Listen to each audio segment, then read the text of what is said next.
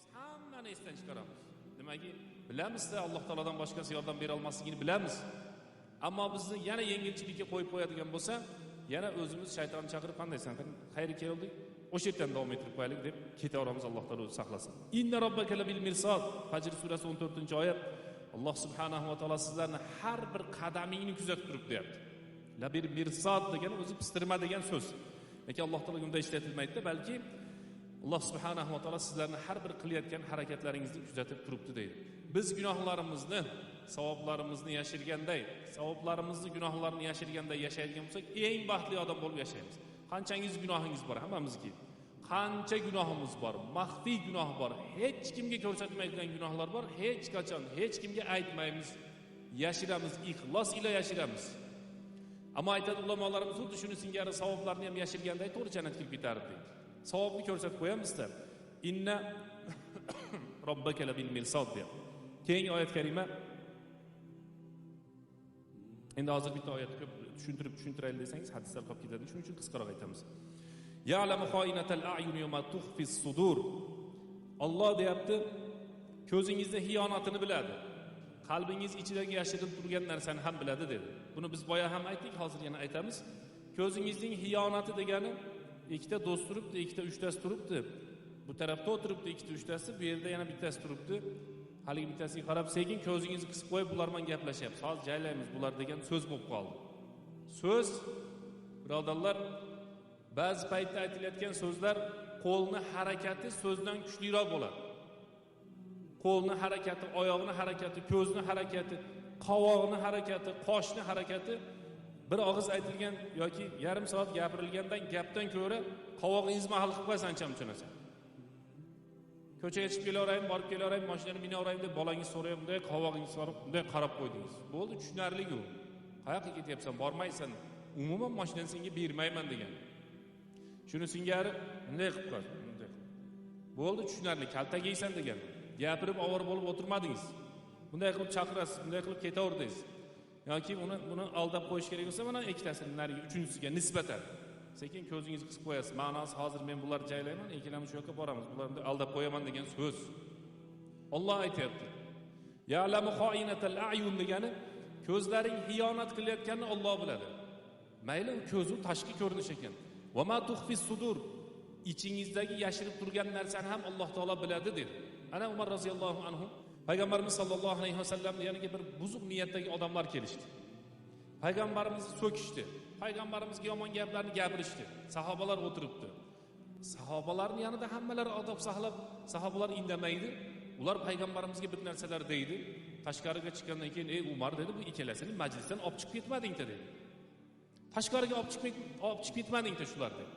Shunda payg'ambarimiz sollallohu alayhi vasallamga Umar qarab, "Ya Rasululloh, shu ko'zingizdan bir ishora qilib qo'yganingizda edi, men bularni tashqariga olib chiqib bizi tilda aytganda adabni berardim. Adab cho'pini ham qo'shadi. Adabini berib qo'yardim" deganda, "Ma kana yanbaghi lin-nabiy" payg'ambarga bo'lmaydi. Payg'ambarga mumkin emas. Ko'zini qisib qo'yishlik, ko'zini qisib aldashlik payg'ambarga mumkin emas dedilar. Biz ba'zan shunday qilamiz. Ammo payg'ambarlarga ana unday narsa mumkin emas ekan, birodar. Xoinatal a'yun deydi. Oyatning mo'jizaligini qarang. Ko'zning xiyonati deyapti. Bu yerda 3 ta, bu yerda bitta, yo bu yerda bitta, bu yerda 3 ta turibdimi? Qaysisi u yoki unga yoki bunga siz xiyonat qilyapsiz-da. Ana shuni Alloh aytayaptiki, ya'lamu xoinatal a'yun. Bu yoshlarda ham kuzatiladi. O'ziniki bor, ayoli bor, mahrami bor, narginga ko'zi ketaveradi. Endi hammaniki ham ketadi, qaytarish kerak. To'xtatish kerak. Shuning uchun Alloh taolay aytayaptiki, ya'lamu xoinatal a'yun. Ko'zingizdan xiyonat bo'ladimi? Alloh biladi. Va ma tukhfis sudur. Qalbingizning ichidan xiyonat bo'lyapti, bir narsani yashiryapsiz. Buni Alloh subhanahu va taolo bilib turibdi. Al-hadithul awwal An Umar al-Khattab radhiyallohu anhu qala baynama nahnu julusun inda Rasululloh sallallohu alayhi vasallam zata yawmin. Maşallah bu hadis ham meni bilasizlar ekan. Biz deydi Payg'ambarimiz sollallohu alayhi vasallam bilan turgan edik. Bir kiyimlari oppoq, sochlari tim qora, safar asoratlari ko'rinmaydigan, o'zi esa musofir emas. Nimaga bunday deyapti? Bu hadis ko'p sharhlaganmiz. Mayli bir og'iz aytib ketaylik. Avval safar qilsa, safar qilgan odam xor-uzor bo'lib ketgan. eng boy bo'lsa ham mashina ham bo'lgan emas. Eng katta tijoratchi bo'lsa ham o'sha o'zini sheriklari bilan birga tuyada yurishga majbur bo'lgan. Hozir samolyotning ichida ham puli boshqalar boshqacha o'tiradi. Ekonom klass, biznes klass, uni yuqorisida haligi divan kreslo beradigan klass.